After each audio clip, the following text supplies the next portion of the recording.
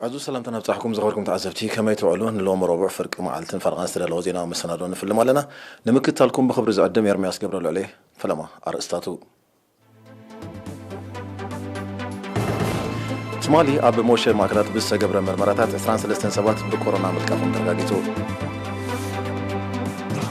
اب نوزوبا كركبه استهان صابيته تمرتي تمريقا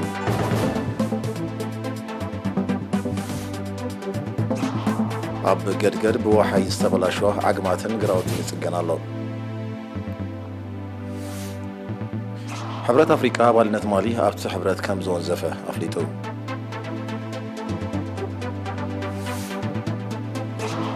شادن ريبوبليك ماكل افريقيا بزعبه استفصمت قاعده حبراو مرمره كايده تسامعين زي حلافنتون صعقن نتفتات مكفاف عسان صقاتات بحر زوبا مع افريقيا كم سنقو تقليتو حبريتا كاب مينستر طعنا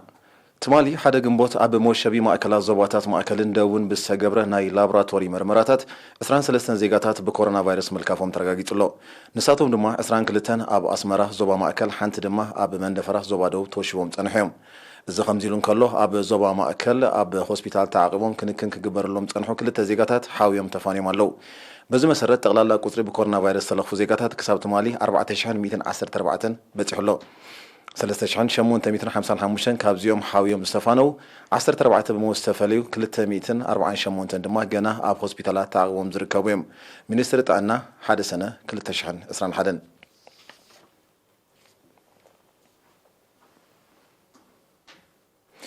اب نوزوبا كركبات محبراو اغلوتات نمودات بسلاسل زلو عمام زتهانصا ناي مباعتا ابيات تمرت مريقن وكيل ارنا اكل مبراتون زدالو صبصاب يوناس ابراهام كقربوي بموحد كفل هنصاوي لمعات زوبا غاش باركا احدوتات مكتتال دوبات منستر تمرتن حزبن ابنوس زوبا كركبت من محدارات كبابي اغمايتن اكايدن استهانصا كلتا ناي مباعتا ابيات تمرت هنصاوي سرحتن تصافيفو ننبرت تركيبان زن حدثت ابيات تمرتي اما حدار زوبا غاش باركا امباسادر محمود علي حروي ازازي از السمين معراب مكتتال دوبات كولونيل يوناس بوص املاح كمون كالوت حلفتي ابسترقبلو بعسران شوعتن قنبوتين تمرقان أبقماي تابستخيد سنة سرعات كاب عبيت عد الشيخ عمر محمد طهر أبز اسمعو قال نحناز نايتن تكالات مرتي مرايا نايت منقستي ارترا نروحو كبابيتات زهبوت أمتا مخانو بمتكاس نخبابيهم بر معبالن تسفو مسان زبا السرا مخانن قليسوم سوبرفايزر أبيات تمرتي أقمايت ممر صالح محمد بوغانو مسابلات مكتتال دوبات بموهاد أب أقمايت أكايدي هرريبن أتاين نعبيتن أشتنا بقمت زاتوت مرتاوي نتفتات أب داسات ككايد مصنحو بمحبار زنت هانيت أنزلو أبيات تمرتي أب مسرح ممهرن مستمهرن عينتاو وصيتن عبي أستواصو كم زهلوان أبريهم أما حدارزو باقاش باركا أمباسادر محمود علي حوري دما أب أقمايتن كبابيان زكايد زلو لمعاتاون أقل قلوتاون نتفتات مرآيا قاس مدبات محبراوي فتحي مخانو بمتكاس قون تزفتر زلو عدلات تساتف النتاب مادة تمرتي بخلتي وصوتان معزاز بعتب كسراح الزخاخيرو ابتيا قاتامي بلوصات تمهارو بجنفر منيستر عيون محبراوي دحنتن زوباقاش باركاز تدالوي شلماتن كالب متبابعن تعديلهم حرستوت من محدار كبابي قدقد نوزوبا الشعب وحي استبلاشوا عقماتن قراوتن بوفرايت قنولو زحلف عامات كاب كبساز ورده وحيز اب قراوتهم اب قودات كم زورده زحبرتهم حرستوت نمصقانو كاب ورح مغابي جميروم ماتو سراح يعمو خمزلو قليتهم بعقمهم زسلاسلو ناي مصقان سراح غزاوي فتح يرخبلو كوانت هلو عامت مصز ورد حيال وحيز كبير قودات نورده اتوتهم ينقل كل سلازلو ناي ماشينري دغف كغبرلهم تلابيوم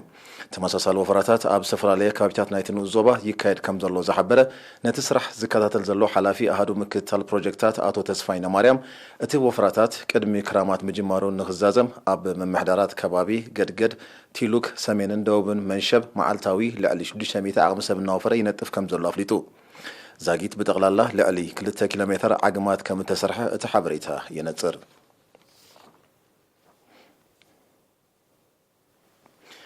ጨንፈር ሚኒስትር ሕርሻ ዞባ ሰሜናዊ ቀይ ባህሪ ካብ ሸሞንተ ንኡሳን ዞባታት ንዝተዋፅኡ 50 ኪላታት ሕርሻ ንውሸባ እንስሳታትን በቁልን ዝምልከት ስልጠና ካብ 15 ክሳብ 30 ግንቦት ኣብ ከተማ ጊንዳዕ ወዲቡ ውሸባ እንስሳታትን በቁልን ካብቶም ሚኒስትር ሕርሻ ዓቲቡ ዝሰርሓሎም ዓበይቲ መደባት ምዃኑ ዝጠቐሰ ሓላፋ ኣህዱ ሕጋጋትን ቁፅርን ኣብቲ ዞባ ኣቶ ወጋሕታ በርሀ ቀንዲ ዕላማ ናይቲ ስልጠና ዓቕምን ኣፍልጦን ኪላታት ብምብራኽ ስግረ ዶባይ ሕማማት ሳዕቤናቶም ንምግታእ ከም ዝኾነ ገንዚቡ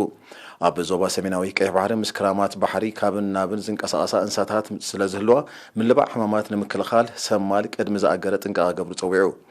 ኣብ ዞባ ሰሜናዊ ቀይ ባህሪ ዋና ዳይሬክተር ክፍሊ ሕርሻን መሬትን ኣቶ ሚካኤል ተኪየ ብግድዩ እቲ ኣፍልጦ ክሳዕ ደረጃ ንኡስ ዞባ ክወርድ ከምኡውን ሕማማት ብኣጋ ንምግታእ ዝሕግዝ ቤተ ፈተነ ንምትእታው መደብ ከም ዘሎ ገሊጹ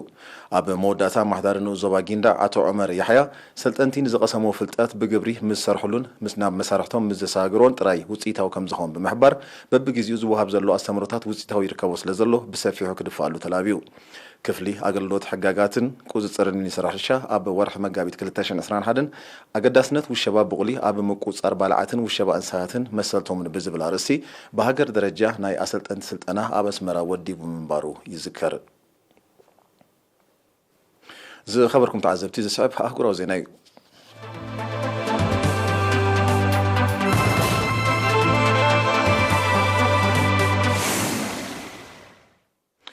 ሕብረት ኣፍሪቃ ከም መልሰ ግብሪ ናይቲ ኣብ ማሊ ኣብ ውሽጢ 9 ኣዋርሕ ንመበል ካልኣይ ግዜ ዝተፈጸመ ዕልዋ መንግስቲ ንኣባልነት ናይታ ሰሜን ኣፍሪቃዊት ሃገር ናይ ምውንዛፍ ስጉምቲ ከም ዝወሰደ ኣፍሊጡ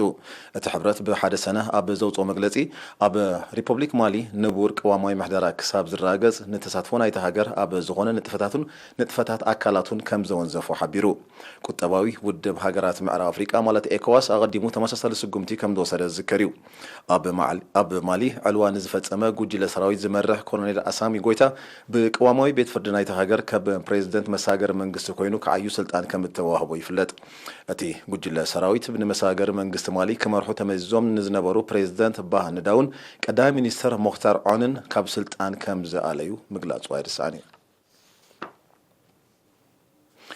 ጎረባብቲ ሃገራት ጫድን ሪፐብሊክ ማእከል ኣፍሪቃን ኣብ መሬት ጫድ ኣብ ልዕሊ ሰራዊት ናይቲ ሃገር ንዝተፈጸመ መጥቃዕትን ብሰንኩ ዝወረደ ሰብኣዊ ክሳራን ብሓባር ክምርምርኦ ተተስማሚዐን ክልቲአን ሃገራት ኣብ ስምዒ ዝበፅሓ ነቲ ዝተፈጥረ ወተሃደራዊ ምትፍናን ንምፍታሕ ትማል ሓደ ሰነ ኣብ ዘካይድዎ ርክብ ላዕለወ ሰብ መዝዩ ሚኒስተር ጉዳያት ወፃኢ ሪፐብሊክ ማእከል ኣፍሪቃ ኣብ ዝሃቦ መግለፂ በቲ መጥቃዕትን ዝወረደ ሰብኣዊ ክሳራን ከም ሰንበደ ብምሕባር ንህዝብን መንግስትን ጫድ ሓዘኑ ገሊጹ ክልቲአን ሃገራት ነፃን ዘይሻራውን ኣካል ብምብዛዝ ህፁፅ መርመራ ክካየድ ብምስማዕ ፀጥታ ዶባተን ኣብ ምውሓስ ሓቢረን ክሰርሓ ኣብ ምርዳእ ከም ዝበፅሓ እዩ ዝግለጽ ዘሎ መንግስቲ ጫድ ኣባላት ሰራዊት ሪፐብሊክ ማእከል ኣፍሪቃ ብ30 ግንቦት ናብ መሬቱ ኣትዮም ብዘካይዶ መጥቃዕቲ 6 ኣባላት ሰራዊቱ ከም እተቐትሉ መክሳሱ ይፍለጥ ጠለብ ዕዳጋታት ኤውሮጳን ኤስያን ንምምላእ ዝካየድ ዘይሓላፍነታውን ጽዑቕን ንጥፈታት ምግፋፍ ዓሳ ንጸጋታት ባሕሪ ዞባ ምዕራብ ኣፍሪቃ ከም ዝጓሕጓሖ ተጣበቕቲ ኣከባቢ ኣብ ዘውፅዎ ሓድሽ መጽናዕታዊ ጸብጻብ ገሊጾም ኣብ 2010 ኣብ ዞባ ምዕራብ ኣፍሪቃ ካብ ዝግፈፍ ዓሳታት ዝፈረየ ዘይትን መግቢ ዓሳን ኣስታት 13,000 ቶን ምንባሩ ኣብ 2019 ግን እቲ መጠን ናብ 170,000 ቶን ከም ዝበለ ዘነፀረ መጽናዕቲ ኣብ 2019 ኣብ ማውሪታንያ ካብ ዝፈረየ ዘይቲ ዓሳ እቲ 700ዊት ናብ ዕዳጋታት ኤውሮጳ ምውሓዙ ከም ኣብነት ብምጥቃስ ረድዩ ካብ ቀንዲ ምንጭ መግቢ ህዝቢ ዞባ ምዕራብ ኣፍሪቃ ዝኾነ ሳርዲን ዝተባህለ ዓሌት ዓሳ ነዚ ዕላማ እዚ ንምውቃዕ ዝያዳ ካልእ ዓሌት ዓሳ ተጓሕጊሑ ምህላው እቲ መጽናዕታዊ ጸብጻብ ነፂሩ ሃገራት ምዕራብ ኣፍሪቃ ምንጭ መግቢ ሰፊሕ ክፋል ህዝብታተን ዝኾነ ጸጋታት ኣብ ምዕቃብ በኺረን ከም ዘለዋ ዝወቅስ እቲ መጽናዕታዊ ጸብጻብ በዚ ዘለውን ተቐፂሉ ጸጋታት ባሕሪ ምዕራብ ኣፍሪቃ ብቐሊል ክሓዊ ናብ ዘይክእል ደረጃ ከይወድቕ ከም ዝሰግእ የጠንቅቑለው ከም ሳርዲን ዝኣመሰሉ ብፕሮቲን ሃብታማት ዝኾኑ ንኣሽቱ ዓሌታት ዓሳ ልዑል መኣዛ ስለ ዘለዎም ሃገራት ኣፍሪቃ ኣብ ምርጋጽ ውሕስነት መግቢ ብቐዳማይ ደረጃ ከም ዝምዝኦም ኪላታት ናይቲ ዓውዲ ይጽውዑ ብቻይናዊ ኩባንያ መፍረ መድሃኒት ሲኖቫክ ዝማዕበለ ክታበት ኮቪድ-19 ብናይ ህፁፅ እዋን ፍቓድ ኣብ ኣገልግሎት ክውዕል ካብ ውድብ ጥዕና ዓለም ወጋዕ ፍቓድ ከም ዝረኸበ ተገሊጹ እቲ ክታበት ኣብ ቻይናን ልዕሊ 5 ካልኦት ሃገራትን ካብ 18 ዓመት ንላዕሊ ንዝዕድሚኦም ክዕደል እኳ እንተጸንሐ ካብቲ ውድብ ግን ወግዓዊ ኣፍልጦ ከይረኸበ እዩ ጸኒሑ በዚ ድማ ምስ ኣቐዲሙ ተመሳሳሊ ፍቓድ ዝረኸበ ፍርያት ኩባንያ መፍረ መድሃኒት ሲኖፋርማ ደሚርካ መበል ካልኣይ ካብ ውድብ ጥዕና ዓለም ወጋዕ ፍቓድ ዝረኸበ ቻይና ዘማዕበለቶ ክታበት ጸረ ኮቪድ-19 ኮይኑሎ እዚ ብውድብ ጥዕና ዓለም ዝወሃብ ፍቓድ ንውሕስነትን ብቕዓትን ናይቶም ዝፈረዩ ክታበታት ዘረጋግጽ ብምዃኑ ኣብቲ ኣንጻር ለበዳ ኮቪድ-19 ዝካየድ ዘሎ ቃልሲ ልዑል ደገፍ ከም ዘለዎ እዩ ዝሕበር ኩባንያ መፍረ መድሃኒት ሲኖቫክ ክሳብ ምዝዛም ዝሓለፈ ወርሒ ግንቦት ኣብ ውሽጢ ቻይናን ካልኦት ሃገራትን ልዕሊ 600 ሚልዮን ብልቃጥ ክታበት ከም ዘፍረየ ጸብጻባት ይነጽሩ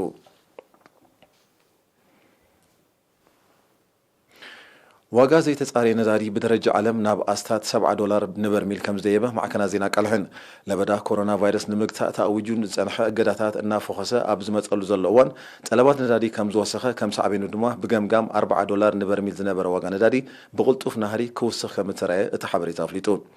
ኣባል ሃገራት ውድብ ኣፍሬትን ለኣኽትን ነዳዲ ማለት ኦፔክ መጠን ፍርያት እንተዘይወሲኸን ዋጋ ነዳዲ ኣብ ዝመጽእ ቀረባ ዋርሕ ናብ ልዕሊ 80 ሚልዮን ዲያሬታ ናብ ልዕሊ $80 ንበርሚል ክድይብ ከም ዝኽእል ዝግለጽ ዘሎ ዝሓለፈ ዓመት ብሰንኪ ለበዳ ኮሮና ቫይረስ ማሕበረ ቁጠባዊ ንጥፈታቱ ኣቋሪጹ ብምጽንሑ ዋጋ ነዳዲ ናብ ዝተሓተ ደረጃ ከም ዝወረደ ይፍለጥ ብሰንኪ ተተሪዮ ኣፍረይቲ ነዳዲ ዝኾነ ሃገራት ብኸቢድ ከም እተሃስያ ጸብጻባት የረዱ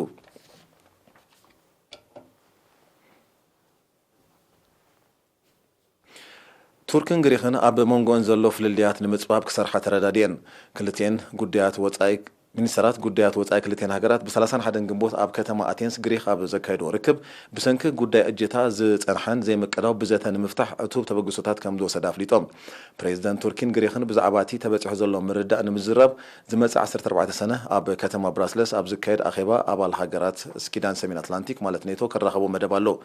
ቱርኪን ግሪክን ብጉዳይ ምብራቃዊ ማእከላይ ባሕሪ ዝጸንሐን ናይ እጀታ ምስሓብ ብፍላይ ካብ ዝሓለፈ 2 ዓመታት እናገለደ ከም ዝመጸ ጸብጻባት የረዱ ጸጋታት ማእከላይ ባሕሪ ክምዝምዛ ዝደልያ ሓያሎ ሃገራት ነቲ ጉዳይ ኢደን ከእትዋሉ ድሕሪ ምፍታነን መሊሱ ከም ዝዓረገ እቶም ጸብጻባት ብተወሳኺ ይገልጹ ኣብ ሰሜናዊ ምብራቕ ዲሞክራሲያዊት ሪፑብሊክ ኮንጎ ኣብ ዝርከባ ክልተ ዓርታት ብዝተፈጸመ መጥቃዕታት ብውሕዱ 50 ሰላማውያን ሰባት ከም እተቐትሉ ካብቲ ከባቢ ዝተፈነወ ዜና ረድዩ ብሰንኪ እቲ መጥቃዕታት ህሱያት ዝርከቦም ሓያሎ ቆሲሎም ብምህላዎም ቁጽሪ ሙታት ክዘይድ ከም ዝኽእል ሰብ መዚ ጥዕና ኮንጎ ኣሚቶም እቲ ኣብ ኣውራጃ ኢቱሪ ዝተኻየደ መጥቃዕታት ብኤዲኤፍ ዝፍለጥ ተቃዋሚ ሓይሊ ኡጋንዳ ከም ተፈጸመዮም ሰብ መዚ ጸጥታ ዲሞክራሲያዊት ሪፑብሊክ ኮንጎ ዝገልጹ ዘለው እቲ ዕጡቅ ሓይሊ ኣብ ዝሓለፈ ቀረባ ዓመታት ካብ ኡጋንዳ ናብ ምብራቃዊ ኮንጎ ሰሊኹ ብምእታው ብዘካየዱ መጥቃዕታት ኣሽሓት ሰባት ከም እተቐትሉ ጸብጻባት ሕብራት ሃገራት ይነጽሩ ኣሜሪካ ንዕጡቅ ሓይሊ ኤዲኤፍ ኣብ ዝሓለፈ ወርሒ መጋቢት ኣብ መዝገብ ሽበራውያን ከም ዘስፈረቶ ይዝከር ምስ ኡጋንዳ ሩዋንዳን ብሩንዲን ኣብ ዘዳቡ ምብራቃዊ ወሰናስን ኮንጎ ብውሕዱ 122 ዕጡቃት ጉጅለታት ከም ዝንቀሳቐሱ እዩ ዝግለጽ ዝኸበርኩም ተዓዘብቲ ነሰዓት ዝተዳለወ ዜናዊ መሰናዶ ንምዛም ቀንዲ ኣርስታት ዜና ክደግመልኩም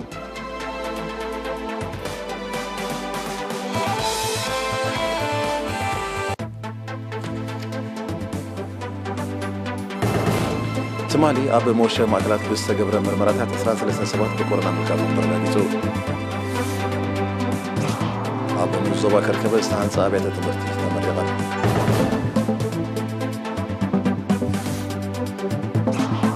ኣብ ገድገድ ብወሓይ ዝተበላሸወ ዓግማትን ግራውትን ይጽገን ኣሎ ሕብረት ኣፍሪቃ ኣባልነት ማሊ ኣብቲ ሕብረት ከም ዝወዘፈ ኣፍሊጡ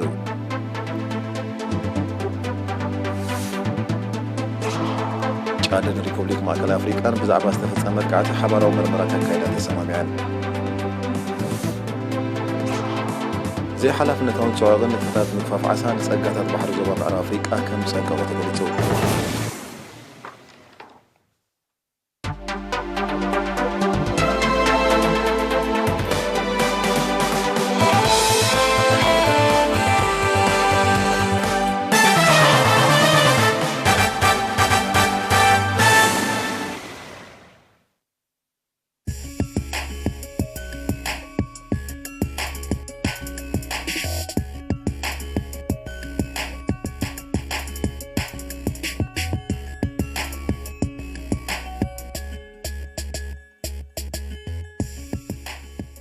سلام كبرات تعزبتنا كما يصنحكم على تاو زينا سبورت حزلكم قريبه زلخو ناتنائل زي ميكيلم نمكتسالكم دما بخبري عدم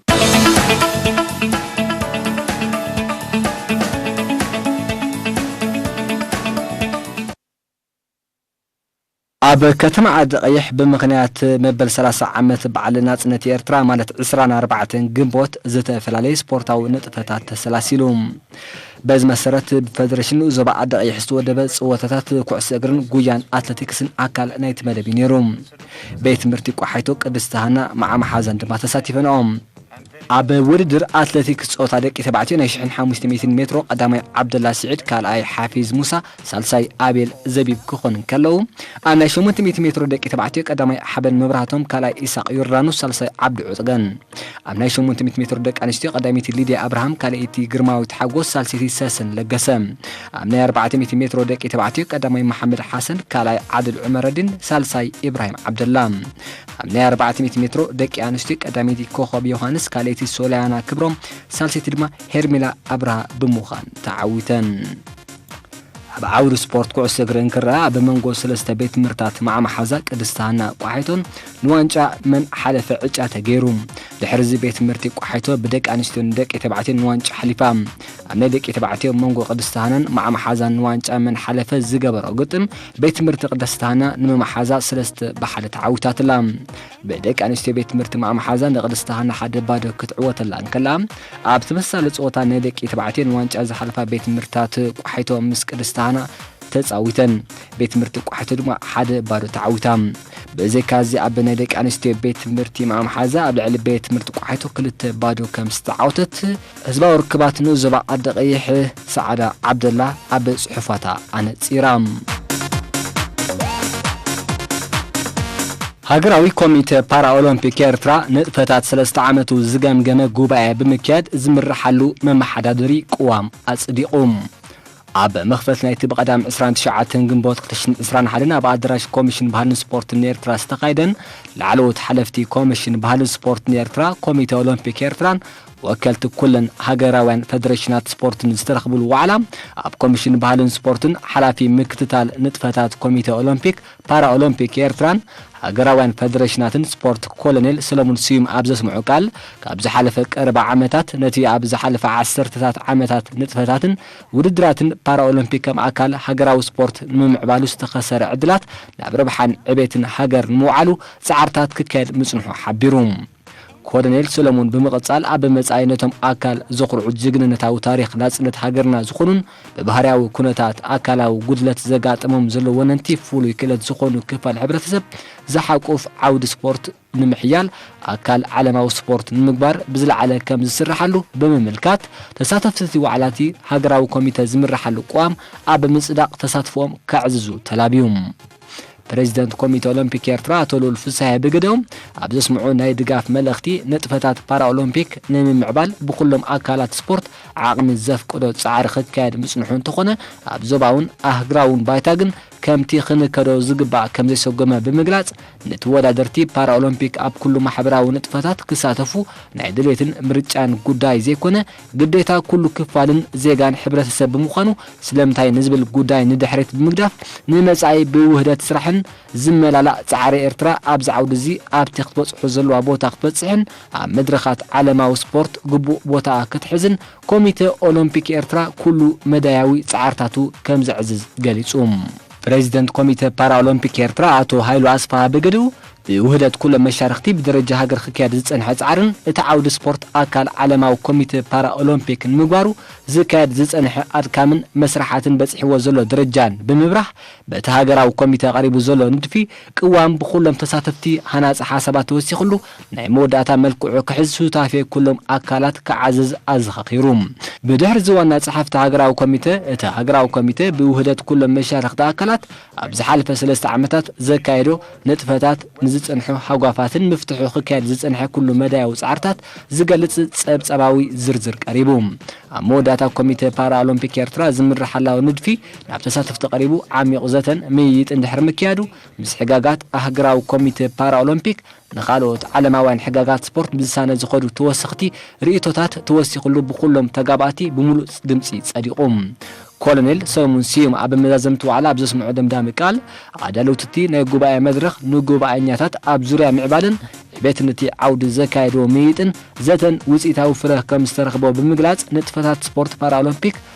ጎኒ ካልኦት ዓውድታት ስፖርት ሓይሉ ርሑቕ ኣብ ዘይኮነ ግዜ በቲ ዓውዲ ስፖርት ስሞምን ስም ሃገሮምን ዘፀውዑ ዜጋታት ዝፈሪሉ ሰፊሕ ባይታን ዕድልን ክፍጠር ኣበርክቶን ውህደት ኩሎም ኣካላት ስፖርት ክዓዝዝ ኣዘኻኺሩ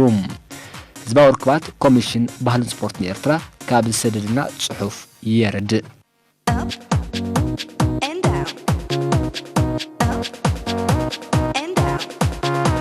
ስፖርታዊ ንጥፈታት ኣብያተ ትምህርቲ ዞባ ማእከል ይቕጽል ኣሎ ዝሓለፈ ሰሙን ዳግማይ ዝቐጸለ ንጥፈታት ውድድራት ስፖርት ኣብያተ ትምህርቲ ዞባ ማእከል ዝሓለፈ ቀዳሚ ሰንበት ናይ ማእከላይን ካልኣይን ደረጃ ውድድራት ኣብ ሜዳታት ካልኣይ ደረጃ ኣብያተ ትምህርቲ ባርካን ቀይሕ ባሕርን ብፀወታ ኩዕሶ እግርን ኩዕሶ መርበብን ኩዕሶ ሰኪዔትን ዝቐጸለ ውድድር ዝስዕብ ውፅኢት ተረኺብዎ ኣሎ ኣብ ፀወታ ኩዕሶ እግሪ ማእከላይ ደረጃ ኣብያተ ትምህርቲ ናይ ጽምዲ ውድድራት ቤት ትምህርቲ ኣልኣመል ምስ ቤት ትምህርቲ ሓድነት ከምኡን ቤት ትምህርቲ ፍረ ሰላም ምስ ቤት ትምህርቲ ደቂ ተሽም ማዕረ ባዶ ክፈላለያን ከለዋ ቤት ትምህርቲ ዓዲ ጓዕዳድን ቤት ትምህርቲ ርእሲ ዓዲ 3-2 ተዓዊታት ላ ናይ ቤት ትምህርቲ ዓዲ ጓዕዳድ ተጻወቲ ሱራፌል ሚካኤል ሉልያ አብርሃም አቤል ሚካኤል ሾቶ ዘመዝገቡ ክኾንን ከለው ብወገን ቤት ትምህርቲ ርእሲ ዓዲ ድማ ኤስሮም ዘርአን አሮን ሰሎሞንን ናይተን ዝተመዝገባ ሾቶታት ዋናታት እዮም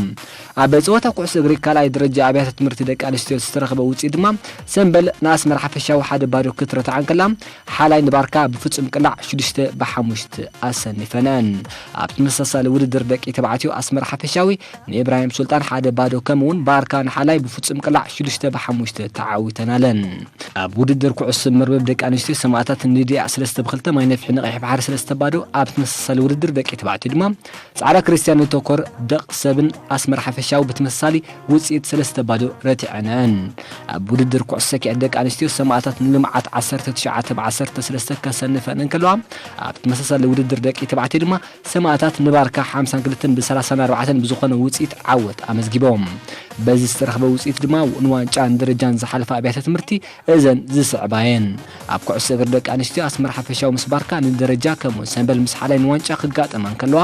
ኣብ ውድድር ደቂ ተባዕትዮ ድማ ሓላይ ምስ ኢብራሂም ሱልጣን ንደረጃ ባርካ ምስ ኣስመር ሓፈሻዊ ንዋንጫ ክራኸባየን ኣብ ውድድር ኩዕሶ መርበብ ደቂ ኣንስትዮ ዲያ ምስ ቀይሕ ባሕሪ ንደረጃ ሰማዕታት ምስ ማይ ነፍሒ ንዋንጫ ደቂ ተባዕትዮ ድማ ተኮር ምስ ኣስመር ሓፈሻዊ ንደረጃ ጻዕዳ ክርስቲያን ድማ ምስ ደቕሰብ ንዋንጫ ክጻወታየን ክብል መምህር ብርሃነ ገብረ ዝጋብሔር ህዝባዊ ርክባት ጨንፈር ሚኒስትር ትምህርቲ ዞባ ማእከል ሰደድና ጽሑፋቱ ይገልጽ ክቡራት ተዓዘብትና ንሎም ዕለት ዝተዳለወ ዜና ስፖርት ኣብዚ ተፈጺሙሎ ምስ ካልእ መደባትና ድማ ንገድፈኩም ሰላም